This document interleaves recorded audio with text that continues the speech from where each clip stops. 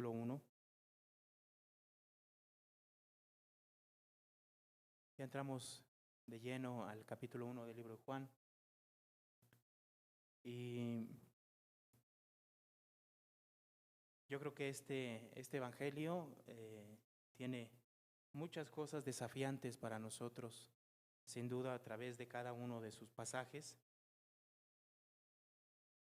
Y me gustaría que leyéramos el verso 29.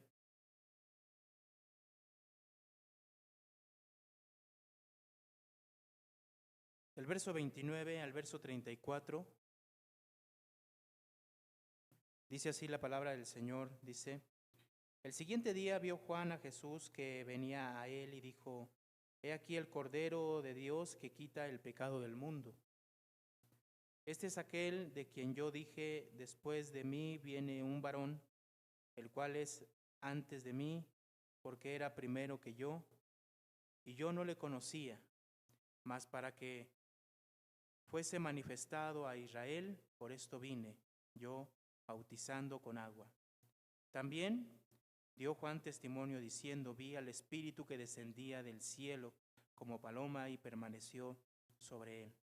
Y yo no le conocía, pero el que me envió a bautizar con agua, aquel me dijo: sobre quien veas descender el Espíritu y que permanece sobre él, ese es el que bautiza con el Espíritu Santo.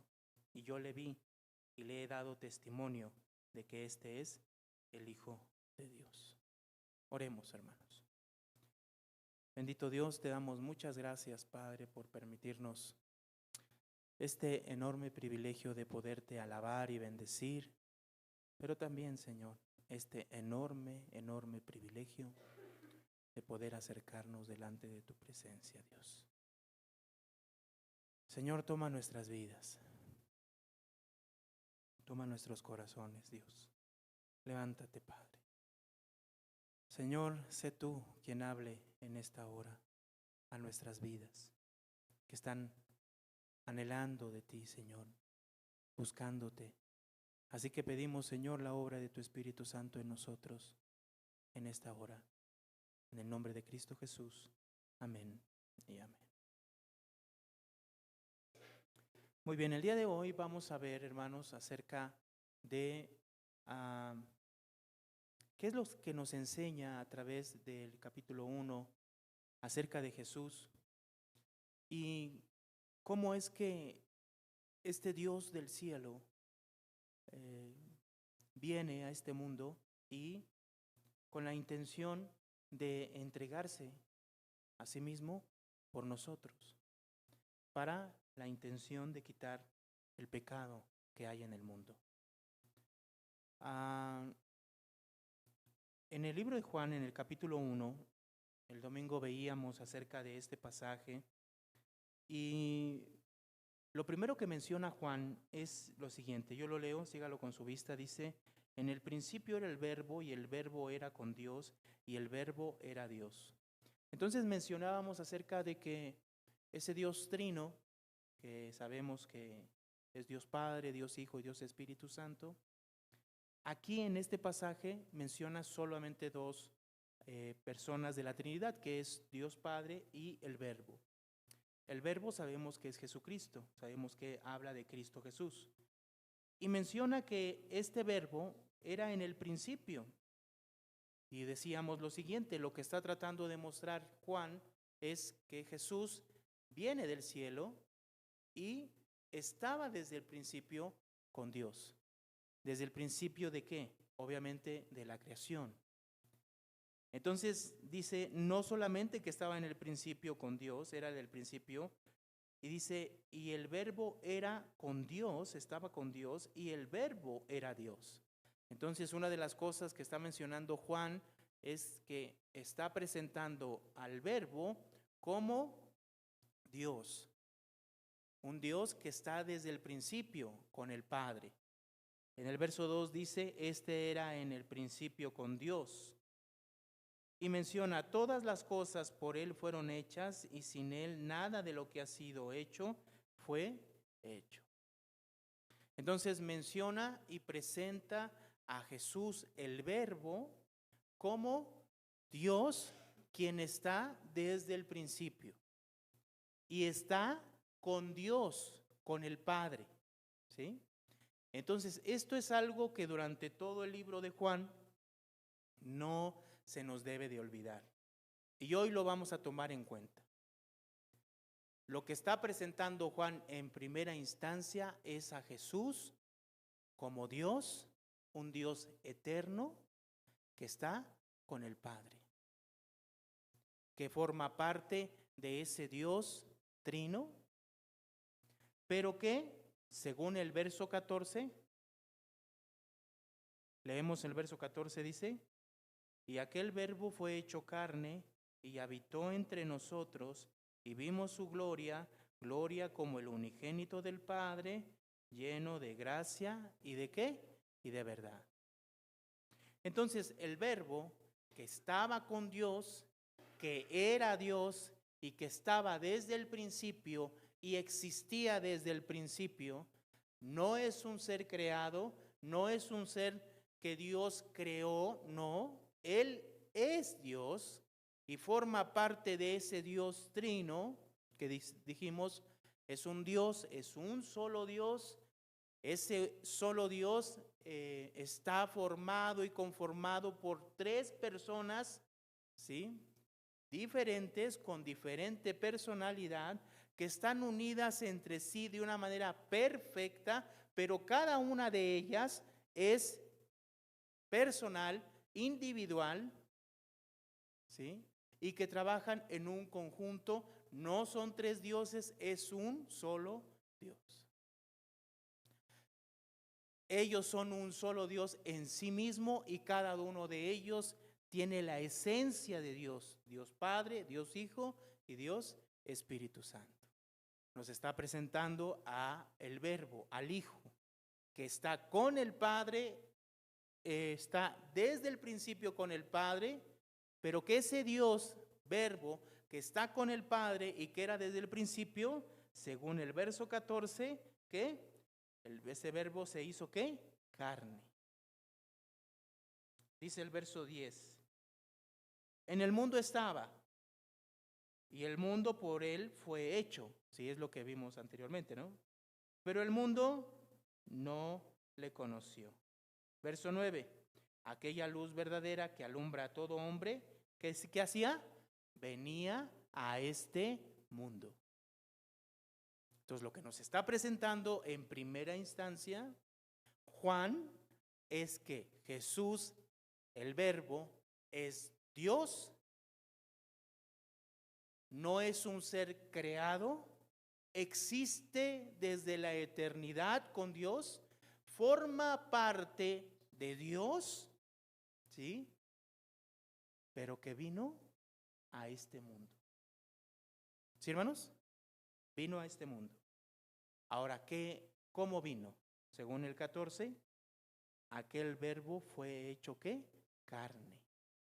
Y habitó entre nosotros. Entonces, está hablando de la encarnación de Jesús. Nosotros sabemos el nacimiento de Jesús, ¿sí?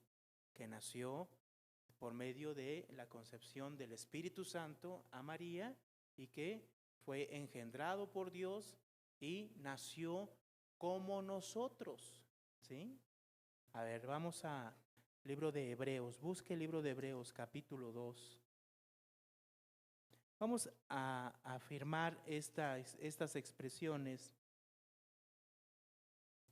Hebreos, capítulo 2.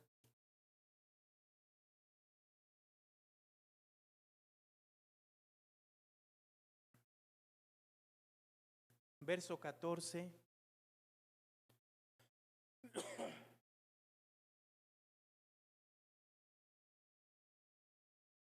Capítulo 2 de Hebreos, verso 14.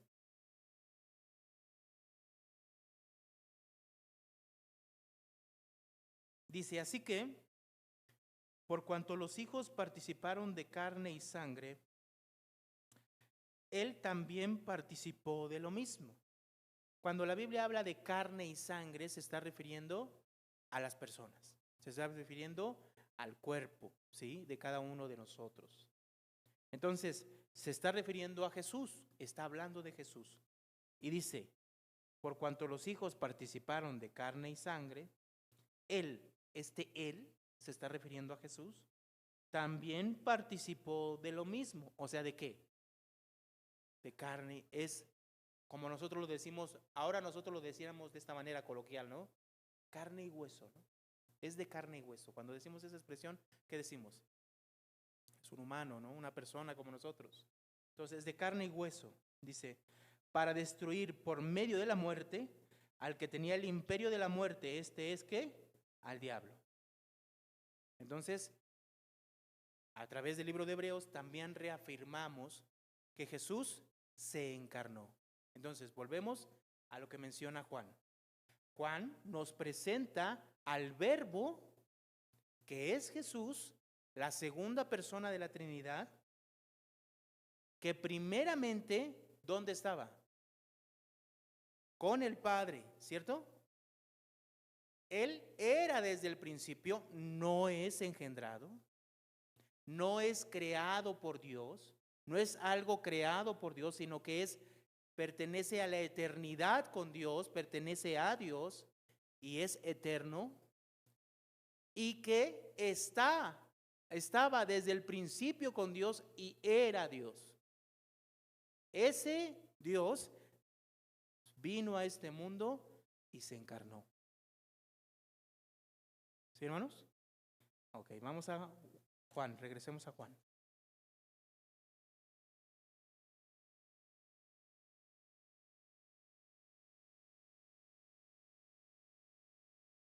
(14) dice, y aquel verbo fue hecho carne y habitó entre nosotros, y vimos su gloria, gloria como el unigénito ¿de quién? Del Padre, lleno de gracia y de verdad. Entonces, una de las cosas que nos está mencionando aquí es que este verbo que se hizo carne, fue hecho carne y que habitó entre nosotros, dice Juan, le añade esto, ¿no? Y vimos su gloria, gloria como el unigénito del Padre, lleno de gracia y de verdad. Hermanos, en el Antiguo Testamento, la presencia de Dios, para hablar de la presencia de Dios, había una palabra que se utilizaba. ¿Y sabe qué palabra se utilizaba? Gloria de Dios. La gloria de Dios. Por ejemplo, cuando estaban en el monte Sinaí, la gloria de Dios se manifestaba a través de una nube, ¿no? Y decían, descendió la gloria de Dios. Cuando levantaron el tabernáculo, en el capítulo 40 del libro de Éxodo, también vemos esa acción, la gloria de Dios bajando. Lo que nosotros podemos darnos cuenta, hermanos, es que obviamente en el Antiguo Testamento vemos esa gloria simbolizada a través de esa nube, y decían esa gloria que descendía, ellos, las personas que lo veían, el pueblo de Israel que lo veía, decía, Dios está con nosotros, entre nosotros. Pero ahora, hermanos, lo que menciona Juan es a Jesús como la gloria de Dios. Miren lo que menciona aquí, 14. Y vimos su gloria, gloria como el unigénito del Padre. Es la presencia de Dios mismo. ¿Con quién? Entre nosotros. Entre nosotros. Entonces, vuelvo a mencionarlo. Juan primeramente menciona que Jesús estaba con el Padre. Desde el principio era con Dios. Y ese verbo era Dios. Pero vino a este mundo. Y vino y se encarnó, se hizo carne como nosotros, ¿cierto? Este Dios verbo que es la gloria de Dios, ¿sí? Es la gloria de Dios, es Dios. sea, no es nada menor lo que estamos diciendo, hermano. Bueno, lo voy a decir de esta manera. ¿Qué necesidad había? ¿Sí me explicó? Lo estoy ironizando, ¿no? Estoy ironizando. Pero ¿qué necesidad había de que ese verbo dejara su gloria para venir y encarnarse?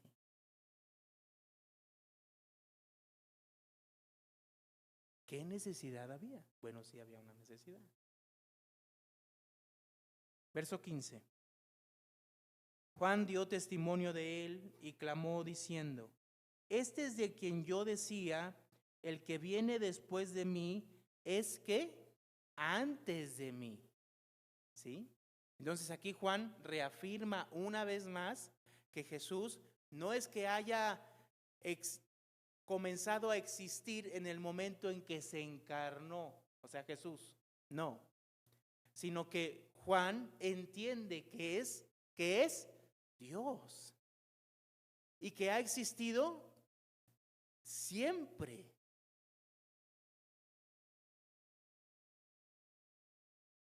Vuelvo a mencionar el 15, dice: el que viene después de mí es antes de mí porque era, ¿qué? Primero que yo. Verso 16, porque de su plenitud tomamos todos y gracia sobre gracia. Pues la ley por medio de Moisés fue dada, pero la gracia y la verdad vinieron por medio de Jesucristo. A Dios nadie le vio jamás. El unigénito Hijo que está, ¿dónde, hermanos? En el seno del Padre, que Él le ha dado a conocer. ¿Cuál es el seno del Padre? ¿A qué se está refiriendo? En su presencia. Aquel que está en su presencia junto con Él, que comparte esa deidad perfecta, que es su misma esencia,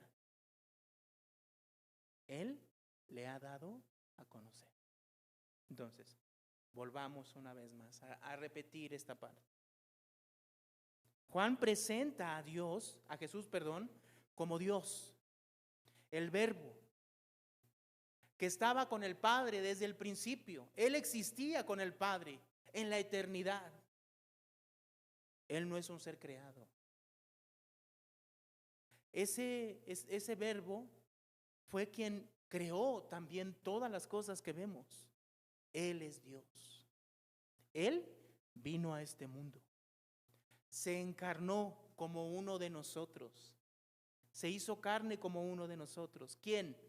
La gloria de Dios, la presencia de Dios mismo. Aquel que está en el seno del Padre, en la presencia de Dios, se hizo carne, habitó entre nosotros con el propósito de...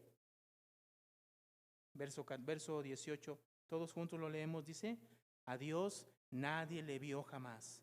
El único Hijo, el unigénito Hijo que está en el seno del Padre, Él le ha dado a conocer. Entonces, ¿cuál es el propósito que vino Jesús a traernos? Es a darnos a conocer ¿a quién? Al Padre.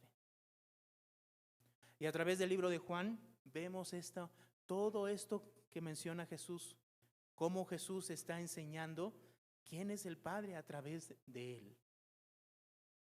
Pero hay algo más.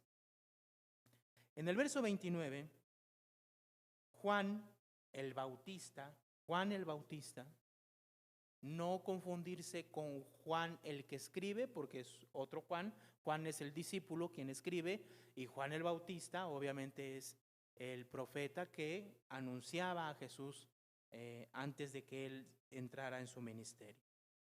Verso 29. El siguiente día vio Juan a Jesús que venía a él y dijo, ¿qué dijo, hermanos? He aquí el Cordero de Dios que quita el pecado del mundo. Y entonces aquí Juan menciona a Jesús, reconoce a Jesús como ¿qué? Como el Cordero. No es la única vez que menciona a Jesús como el Cordero, sino que en el verso 35 y 36 dice El día siguiente vio otra vez que estaba Juan, perdón, el día siguiente otra vez estaba Juan el Bautista, y dos de sus discípulos, y mirando a Jesús que andaba por allí, dijo: He aquí, ¿qué, hermanos? El Cordero de Dios. ¿Qué significa esto? ¿Por qué menciona como Cordero? Toda esta acción nos remonta al Antiguo Testamento, ¿sí? Cada uno de los sacrificios, todos los sacrificios que se ofrecían en el Antiguo Testamento, ordenados por Dios, en el libro de Éxodo, Levítico, Deuteronomio, cada uno de esos sacrificios y de esos corderos que se sacrificaban, estaban representando ¿a quién? A Jesús. El libro de Hebreos menciona que eran una sombra de lo que había de venir. Entonces, ¿qué significa cordero? O sea, ¿a qué se refiere cuando dice: He aquí el Cordero de Dios que quita el pecado del mundo? ¿Qué significa? Pues significa que Jesús iba a dar su vida para quitar el pecado del mundo. Entonces, en el capítulo 1 de Juan hay muchas verdades, muchas cosas que Juan presenta acerca de Jesús. Pero una de las cosas que está haciendo es mostrándonos que ese Jesús Dios, ese verbo que es Dios, que está con el Padre, que es la gloria del Padre, que está en la presencia del Padre, vino a este mundo. Se hizo carne, habitó entre nosotros. ¿Con qué propósito? De dar a conocer al Padre y dar su vida para quitar el pecado del mundo.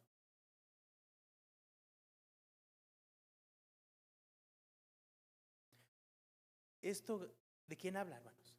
¿De quién habla? De nosotros. Ahora yo le pregunto, le voy a hacer otra vez esa pregunta: ¿qué necesidad había?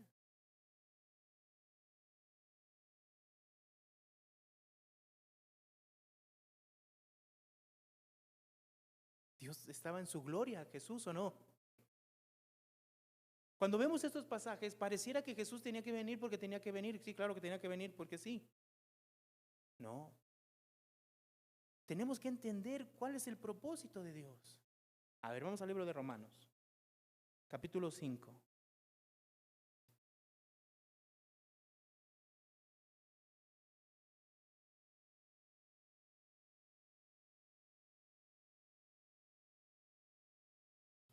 Verso 6 dice: porque Cristo, cuando aún éramos débiles, a su tiempo murió por ¿quiénes? Por los impíos. Y aquí menciona algo, mire: ciertamente apenas moría alguno por un justo. Con todo, pudiera ser que alguno osara morir por el bueno. O sea, ¿qué significa? Posiblemente alguna persona dijera: no, pues yo me pongo por él. Él no tiene nada la culpa. Posiblemente, hagamos de cuenta que hay alguien en el mundo, de todos los más de 8,000 millones de personas que somos, seguramente hay alguien que pueda dar su vida por otro, seguramente. Pero obviamente podría darla por su hijo o por su familia, etcétera, ¿no? Menciona esto, ¿no? Pero verso 8. Pero Dios, o sea, pero Dios muestra su amor para con nosotros. ¿En qué, hermano? En que siendo aún, ¿qué? Pecadores, ¿qué, hermano? Cristo murió por nosotros.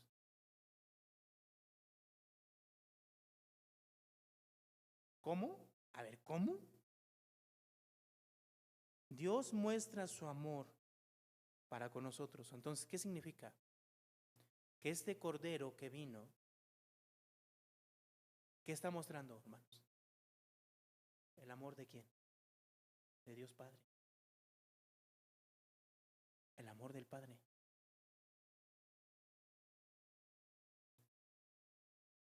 Y aún siendo nosotros pecadores, ¿qué hizo Cristo?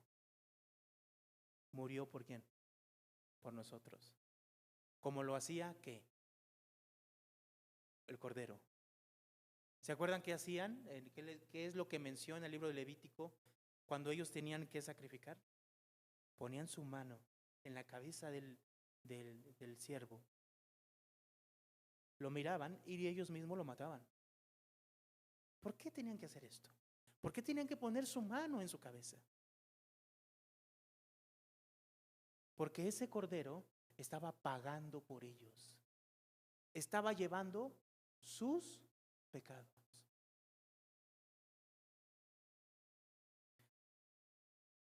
No eran buenos las personas. Nosotros no éramos buenos.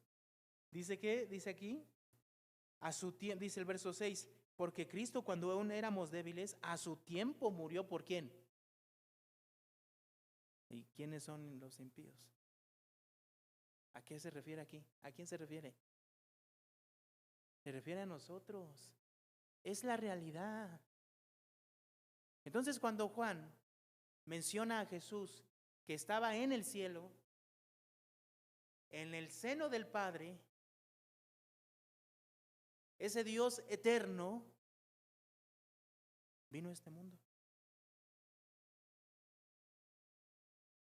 Se hizo carne,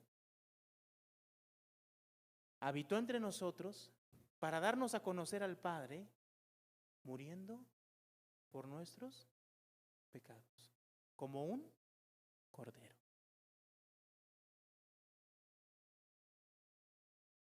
Yo sé que esto no nos podría decir nada, pero nos dice muchísimo.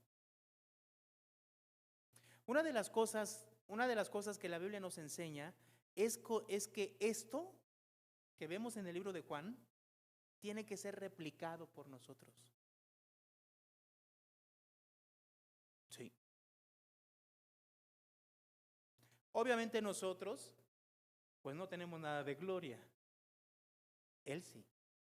Obviamente nosotros no tenemos nada de lo que Jesús podría tener, pero eso hace más grande todavía lo que Jesús dejó. Vamos al libro de Filipenses. En el libro de Filipenses hay una mención a esta acción de Jesús. En el capítulo 2,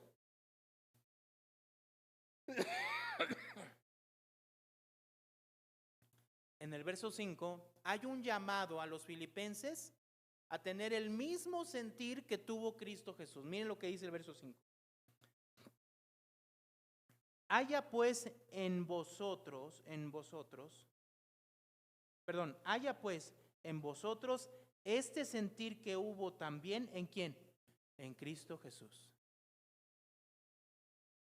¿Qué sentir? ¿Qué sentir? Verso 6. El cual, siendo en forma de ¿quién? De Dios, no estimó a ser, ¿qué hermano? Igual a Dios, como a cosa que, a qué aferrarse. ¿Es lo que nos dice Juan o no? ¿Dónde estaba Jesús, el Verbo? Con el Padre. ¿Quién es ese Jesús Verbo? Dios. ¿Desde cuándo existía? Desde la eternidad. Bueno, ese Dios Verbo vino a este mundo, se hizo carne, habitó entre nosotros para darnos a conocer al Padre, muriendo por nosotros como un cordero, pagando nuestros pecados, para quitar el pecado del mundo. Esa acción tiene que ser replicada en nosotros. Esa acción es un llamado a nosotros. Tenemos que tener ese mismo sentir. Él lo hizo por amor, ¿o no? ¿Cómo puede alguien como Dios amar a alguien como nosotros?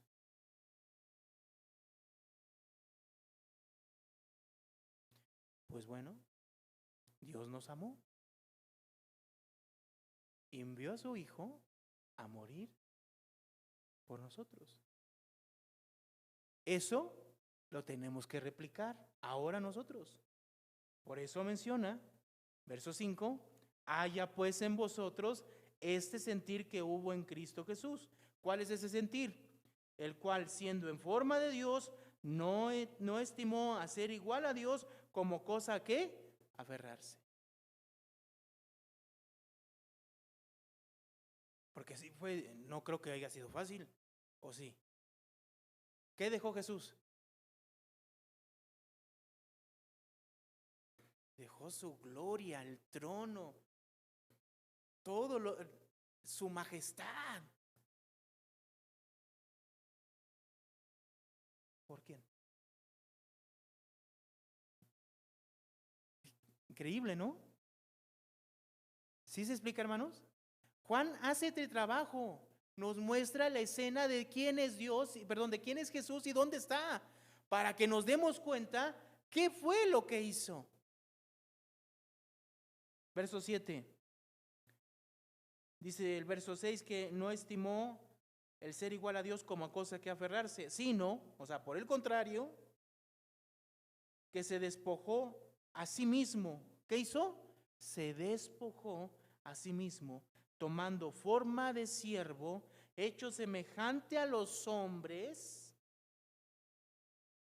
y estando en la condición de hombre, leemos juntos, se humilló a sí mismo, haciéndose obediente hasta la muerte y muerte de cruz. ¿Qué es lo que entonces dice Pablo a los filipenses? Haya pues en vosotros este sentir que hubo en Cristo Jesús. ¿A qué nos podemos aferrar? Del mismo comparable con lo que Jesús dejó, hermanos. Entonces lo que debemos de hacer nosotros es dejarlo todo. ¿Por quién? Por Cristo. Eso es lo que estamos llamados a hacer. Bueno, miren, vamos a poner un ejemplo de esto. En el mismo libro de Juan, ahí mismo en el capítulo 1,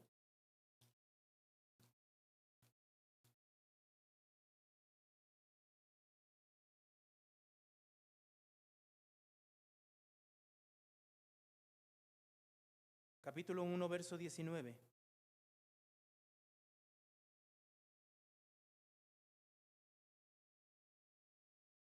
Verso 19 dice, capítulo 1, verso 19.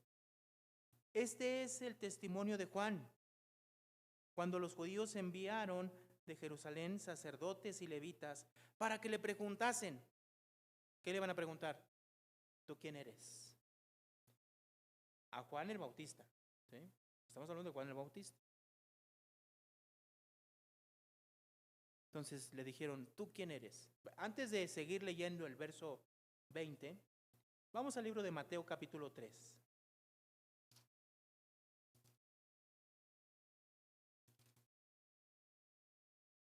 Mateo capítulo 3. Verso 4 dice, y Juan, perdón, voy a leer el verso 1, dice, en aquellos días vino Juan el Bautista predicando, ¿dónde? En el desierto de Judea, y diciendo, arrepentíos porque el reino de Dios se ha acercado. Pues este es aquel de quien Dios habló por medio de profeta Isaías cuando dijo, voz del que clama en el desierto, preparar el camino del Señor, enderezar su senda. Y Juan estaba vestido de pelo de camello y tenía un cinto de cuero alrededor de sus lomos, y su comida era langostas y miel silvestre. Y salía a él, ¿quién? Jerusalén y toda Judea y toda la provincia de alrededor de Judea, y eran bautizados por él en el Jordán, confesando ¿qué? Sus pecados. Entonces Juan tenía un ministerio importante, muy importante, estaba preparando el camino del Señor, o sea, el camino de Jesús, ¿sí? Predicaba en el desierto y a él salían Jerusalén, Judea y todas las provincias de alrededor. quiere decir que era una persona importante, ¿o no? Era una persona importante, pero que en su forma de ser, vemos que no era una persona que se creía o se daba la importancia. En su forma de vestir, vemos una persona que es sencilla, pero que seguramente había tenido mucha relevancia en ese momento. Mucha gente venía a él para ser bautizados. Pero cuando vamos al libro de Juan, leímos lo siguiente. Leímos el capítulo 1, verso 19, donde se le pregunta a Juan, ¿sí?, por medio de sacerdotes y levitas, Juan capítulo 1, verso 19, ¿tú quién eres?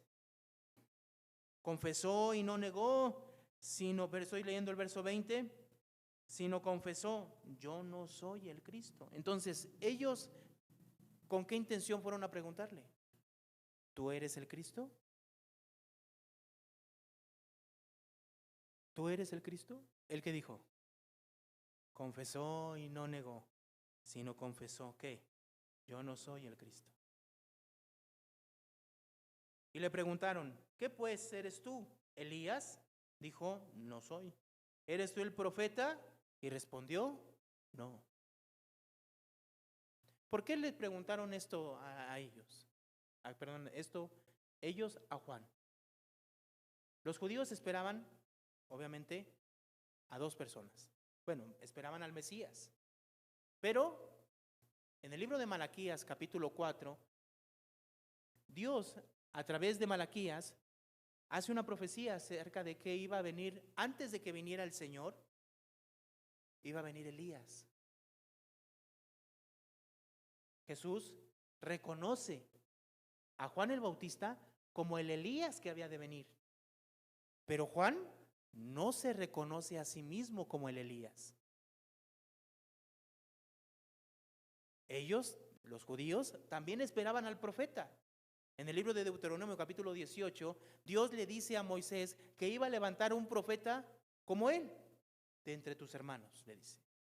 Ellos esperaban a ese profeta. Juan les dice, yo no soy ese profeta.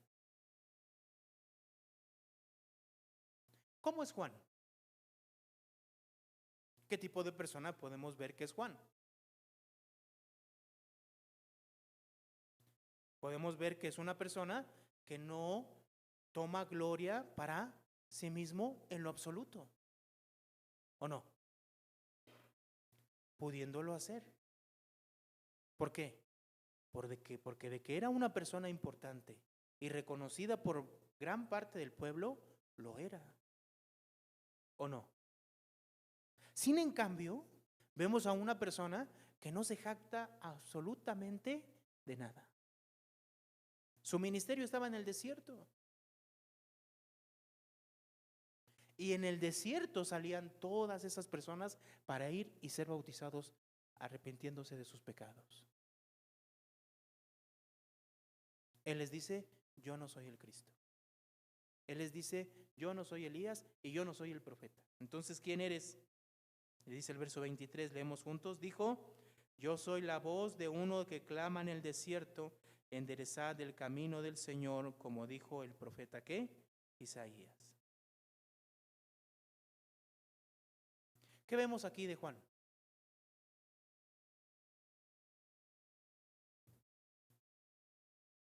Era una persona que tenía bien claro, hermanos, quién era él. Era una persona que pudiendo tomar gloria en algunas cosas, creyéndose y siendo importante, no. Ahora, ¿podemos decir que esto no es raro? Sí, sí es raro. Sí es raro, hermanos. Porque ¿qué estamos viendo en el capítulo 1? En el capítulo 1 estamos viendo cómo Juan presenta a Jesús en su gloria como Dios, viniendo a este mundo, encarnándose para darnos a conocer al Padre y entregándose para el perdón de nuestros pecados como un cordero. ¿Y qué vemos de Juan? Una persona sencilla, humilde, que aunque tenía un ministerio grande e importante, vemos que es una persona que le da honra a Dios, que sabe esa persona quién es Él delante de Dios, porque dice de esta manera, ¿no? Verso 24. Y los que habían sido enviados eran de los fariseos y le preguntaron y le dijeron, ¿por qué pues bautizas si tú no eres el Cristo, ni Elías, ni el profeta? Entonces, ¿tú quién eres? Juan le respondió diciendo, yo bautizo con agua, mas en medio de vosotros está uno a quien vosotros no conocéis. Este es el que viene después de mí, el que es, ¿qué, hermano? Antes de mí, del cual, ¿qué, hermano? Yo no soy digno de desatar la correa de ¿qué? De sus calzados. Entonces, ¿dónde se pone Juan? ¿En qué lugar se pone Juan? Tenía un ministerio importante, hermanos, muy importante. Mucha gente venía a él, inclusive los fariseos y todos los príncipes o los principales del pueblo de Israel tenían celo de su ministerio. Pero Juan, ¿qué dice? Yo no soy nadie, ni soy Elías, ni soy el profeta, ni soy el Cristo. Yo simplemente soy alguien que prepara el camino del Señor y que no soy digno de desatar la correa de su calzado.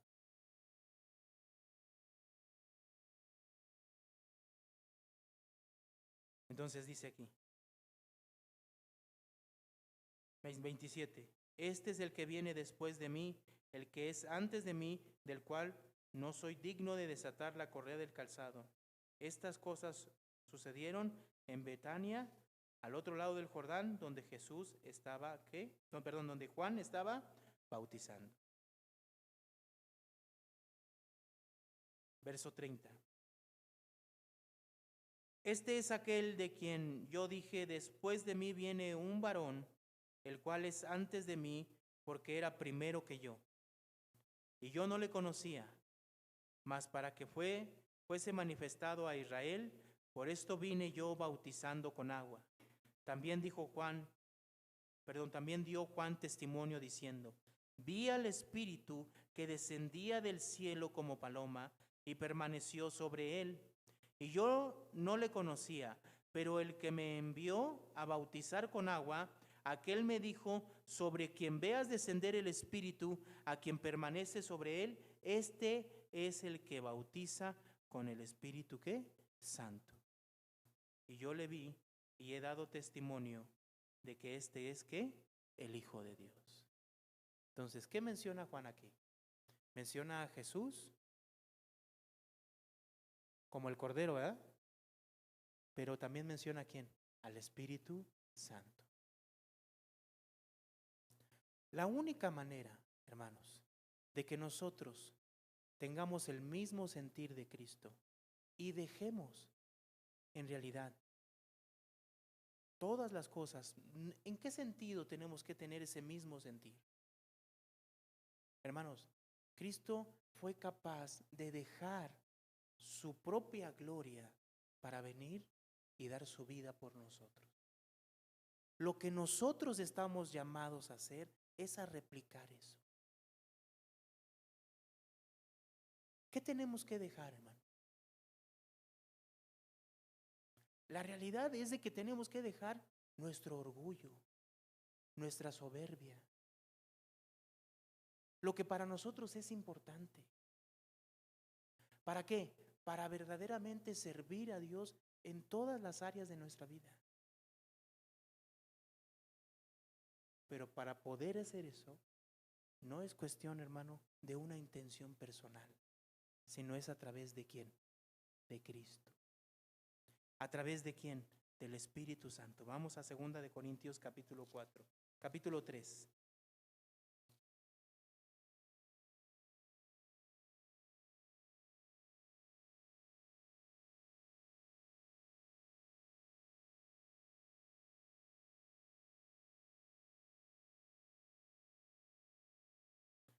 Verso 18 dice, por tanto, nosotros todos, mirando a cara descubierta como en un espejo la gloria del Señor, somos, ¿qué, hermano?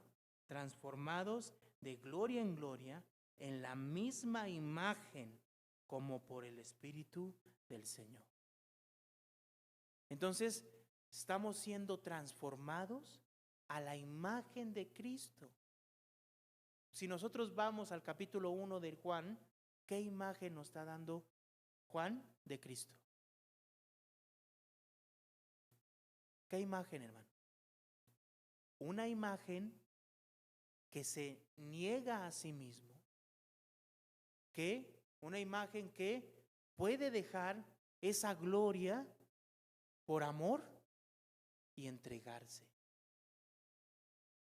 Hermanos, ¿qué es lo que debemos de dejar cada uno de nosotros para que nuestras vidas vayan siendo y pareciéndose cada vez más día a día a la persona de Cristo, a lo que Cristo hizo por nosotros?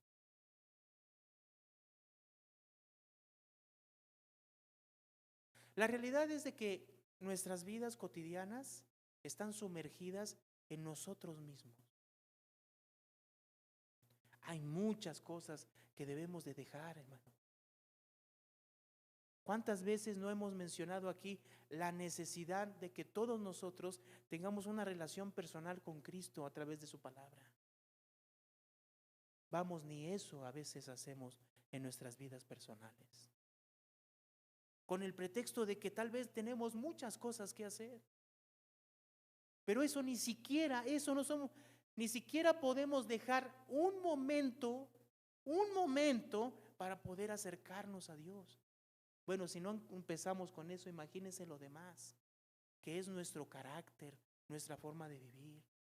Lo que para nosotros es importante. Bueno, si la gloria en la cual está el Padre no fue importante para Jesús, para dejarlo y venir a este mundo, imagínese usted y yo qué es lo que en realidad nos está estorbando para que nuestras vidas se rindan verdaderamente a Dios, sirvan verdaderamente a Dios y nos rindamos a Él por amor. La realidad es que si comparamos en lo que nosotros nos aferramos y lo que es importante para nosotros, es ridículo a comparación de lo que Jesús dejó.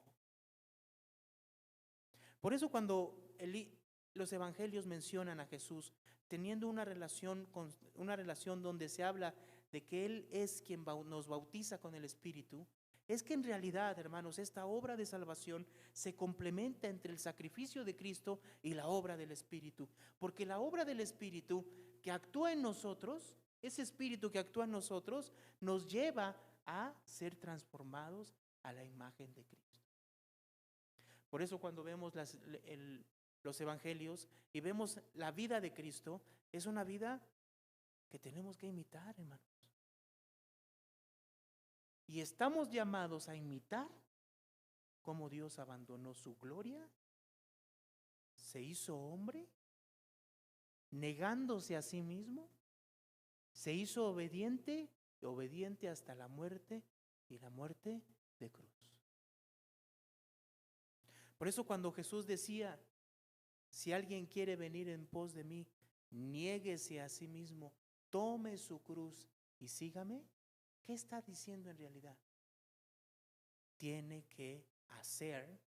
Esa persona tiene que hacer lo que yo hice.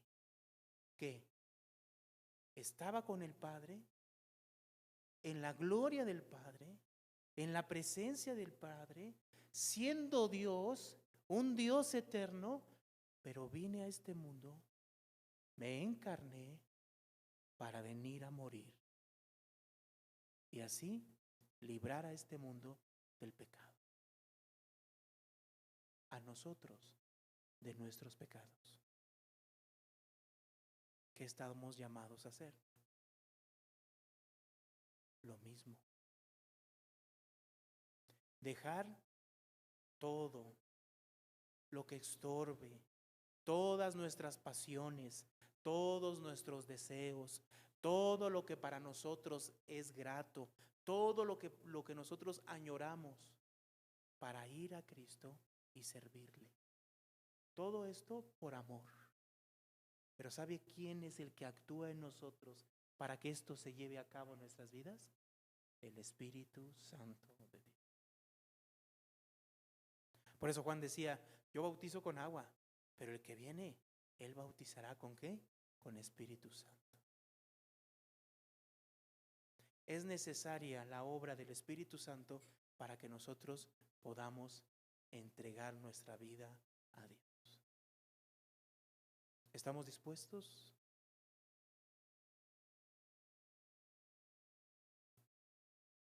¿Estamos dispuestos?